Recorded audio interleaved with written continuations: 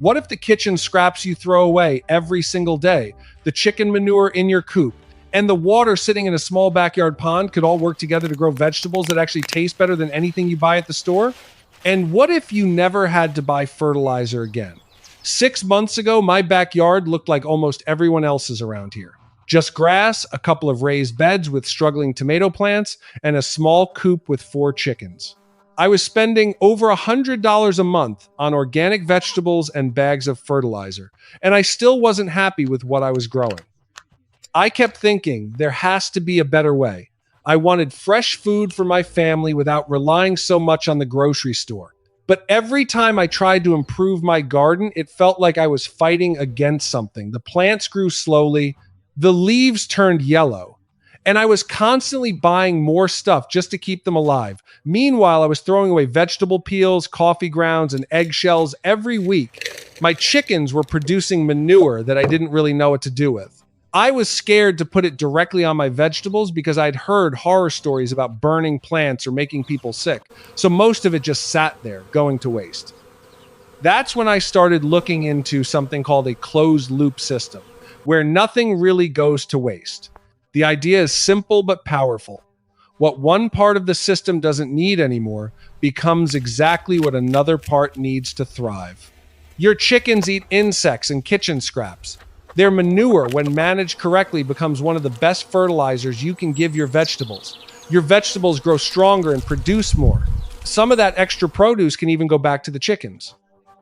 And if you add a small fish pond into the mix, the water becomes rich with nutrients that your plants love, while the fish stay healthy, eating what falls into the pond or what you feed them from the garden. But here's what most people don't realize. You don't need a big farm to make this work. You don't even need perfect conditions. What you do need is to understand how these 3 elements, chickens, fish, and vegetables, can support each other instead of working against each other.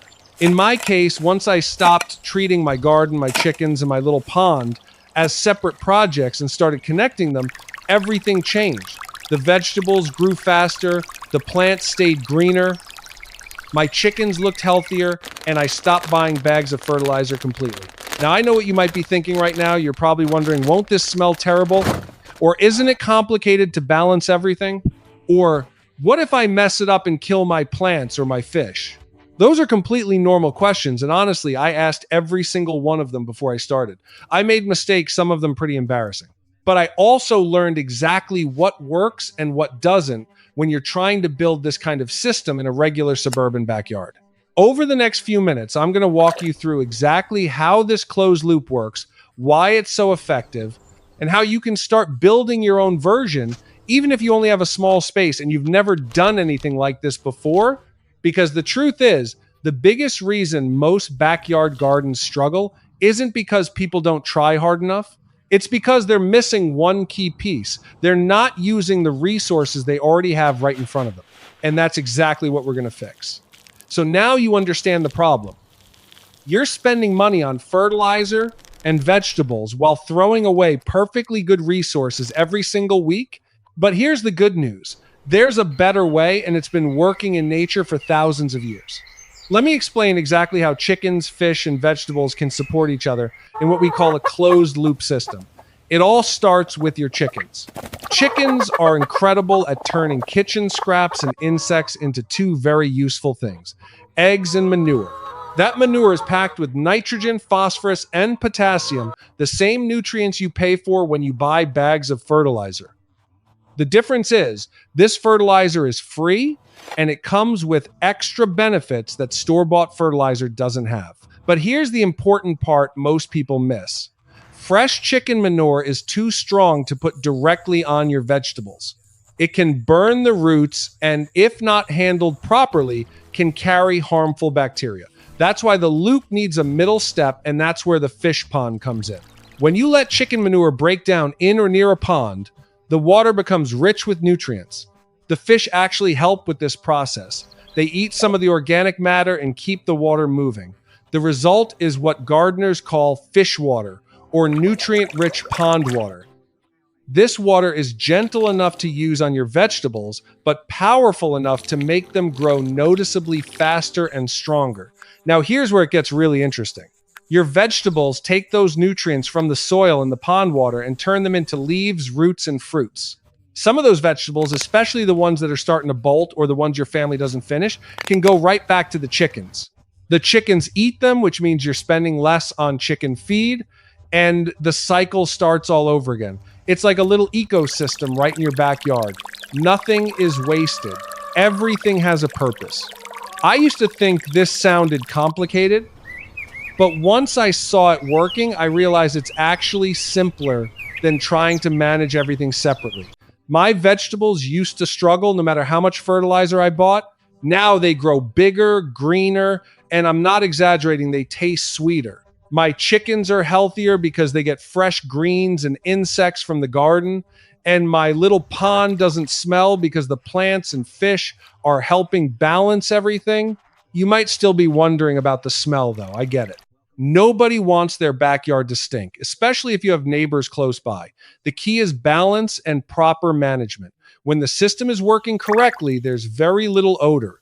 The plants absorb most of the nutrients before they can create that strong ammonia smell.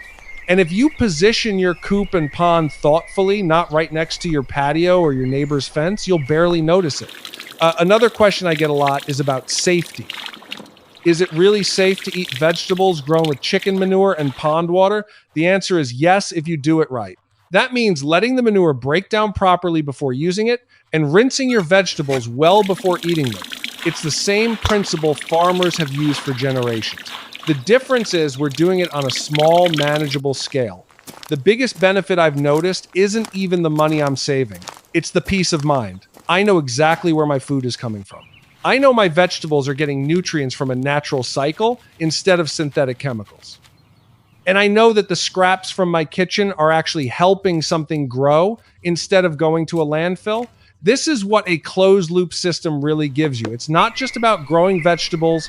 It's about creating a small, resilient system that works with nature instead of against it. In the next chapter, I'm going to show you exactly how I built this system in my own backyard, including the mistakes I made in the beginning and how I fixed them.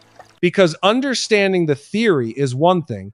Actually putting it together in real life is where most people get stuck. And I want to make sure you don't have to learn everything the hard way like I did. Now that you understand how the loop works, let's talk about how to actually build it in your own backyard. I'm going to walk you through the practical steps I took, and I'm also going to be honest about the mistakes I made along the way, because those mistakes taught me more than anything else. The first thing I had to figure out was placement. I wanted everything close enough to work together, but not so close that it would bother my family or my neighbors. I ended up putting the chicken coop on the side of the yard where the morning sun hits, and I dug a small pond about 15 feet away from it. The garden beds sit between the coop and the pond, so the water can flow downhill when I need to irrigate. This layout isn't perfect, but it works well for a regular suburban lot. For the chickens, I started with 4 hens.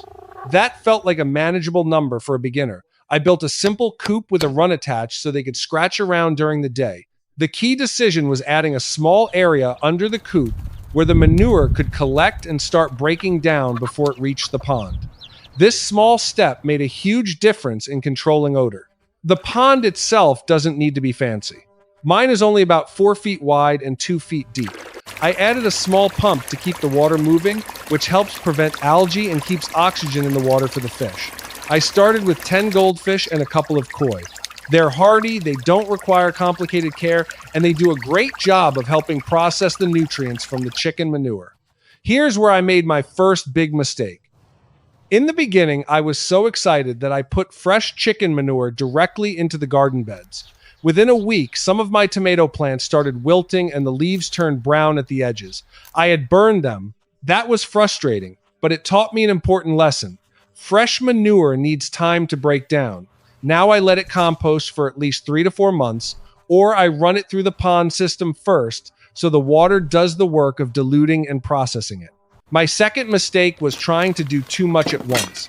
I wanted the full system running perfectly in the first month, What actually happened was that I overwhelmed myself and missed small problems until they became bigger ones. For example, I didn't check the pond water quality often enough in the beginning, and I lost a couple of fish before I realized the ammonia levels were too high. Now I test the water once a week and make small adjustments instead of big, stressful changes. Another thing I got wrong at first was positioning. I had the coop too close to my patio, and on hot days there was a noticeable smell. Moving it just 10 feet farther away and adding a simple windbreak of tall plants solved that issue completely. Sometimes the smallest adjustments make the biggest difference. One question I get asked a lot is how to handle winter in colder parts of the country. I live in a place with real winters, so this was important to me. I insulated the coop a bit and added a heated waterer so the chickens always had access to water. For the pond, I use a small aerator and keep a hole open in the ice so gases can escape. The fish slow down in winter, but they survive just fine. The garden obviously slows down too, but the soil stays healthier because of all the organic matter I've added throughout the year. Safety is another big concern for most people. I always let the manure break down properly before using any water or compost on edible plants. I also rinse my vegetables well before eating them. These are simple habits, but they give me peace of mind that everything is safe for my family. Looking back, the biggest lesson from building this system wasn't about getting everything perfect on the first try. It was about starting small, observing closely, and being willing to adjust. The system doesn't need to be complicated. It just needs to be balanced. In the next chapter, I'm going to show you what actually happened after I made these adjustments. I'll share the real results, what grew well, what I harvested, how much money I saved, and how the whole backyard feels different now compared to 6 months ago. Because at the end of the day, that's what matters most. Not having the perfect setup on paper, but actually seeing your garden, your chickens, and your pond working together in real life. 6 months ago, my backyard was mostly grass and a few struggling plants. Today, I walk outside and see something completely different. The garden beds are full and productive. My chickens are healthy and laying regularly. The small pond is clear, and the whole system feels alive in a way I didn't expect when I first started. The biggest change I've noticed is in the vegetables themselves. They're growing faster, the leaves are darker green, and the flavor is noticeably better. Tomatoes that used to be small and bland are now sweet and juicy. Leafy greens that used to bolt quickly are lasting longer. I'm not saying everything is perfect, there are still ups and downs, but overall, the garden is doing better than it ever did when I was buying fertilizer and trying to manage everything separately. Another thing that surprised me was how much less I'm spending. I used to buy bags of organic fertilizer every month. Now I haven't bought any in over half a year. The chickens are eating more from the garden and less from the feed store, and I'm harvesting vegetables that would have cost me a lot at the grocery store. It's not life-changing money, but it adds up. More importantly, I feel good knowing where my food is coming from. My chickens and fish are healthier too. The chickens have access to fresh greens and insects, which shows in their energy and egg quality. The fish are growing steadily, and the pond water has become one of my best tools for keeping the garden thriving. Everything feels more connected. But here's what I've learned after 6 months of doing this. The real value isn't just the food or the money saved. It's the feeling of having a small working ecosystem in your own backyard. There's something deeply satisfying about watching your kitchen scraps turn into healthy plants, and those plants turn into food for your family and your animals. It makes you look at waste differently. It makes you more observant. And it gives you a quiet kind of confidence that you can actually grow some of what you eat. If you're watching this and thinking, this sounds good, but I don't know where to start, I want to encourage you to begin small. You don't need to build the whole system at once. Start with your chickens in a simple composting area, or start with a small garden bed and begin collecting kitchen scraps more intentionally. The important thing is to start observing how these pieces can work together. You also don't need a huge yard. My setup fits in a regular suburban lot. What matters more than space is understanding the basic loop. Chickens create manure. That manure can feed your plants when managed properly, and your plants can give back to the chickens. Adding a small pond simply makes the whole system more efficient and productive. The mistakes I made along the way, burning plants with fresh manure, losing a few fish, dealing with smell, taught me more than any perfect setup ever could. Those mistakes made the system stronger in the end because I had to pay attention and adjust. If you've been wanting to make your backyard more productive and less dependent on store-bought everything, this kind of closed-loop approach is one of the most effective things you can do. It doesn't require fancy equipment or a lot of money to begin. It mostly requires patience, observation, and a willingness to learn as you go. So here's my challenge to you. Pick one small thing you can start this week. Maybe it's setting up a better system for your kitchen scraps. Maybe it's moving your chicken coop to a better spot. Or maybe it's just deciding to stop throwing away resources that your garden could actually use. Because once you start seeing your backyard as a system instead of separate parts, everything begins to change. Thank you for watching this video all the way to the end. If this kind of closed-loop gardening interests you, let me know in the comments what part you want to try first or what's holding you back. I read every comment and I'd love to hear your thoughts. If you found this helpful, please give the video a like and consider subscribing. I share more real backyard experiments like this regularly. And if you want a simple checklist to help you get started with your own system, just comment the word loop below and I'll send it to you. Thanks again for being here. I'll see you in the next video.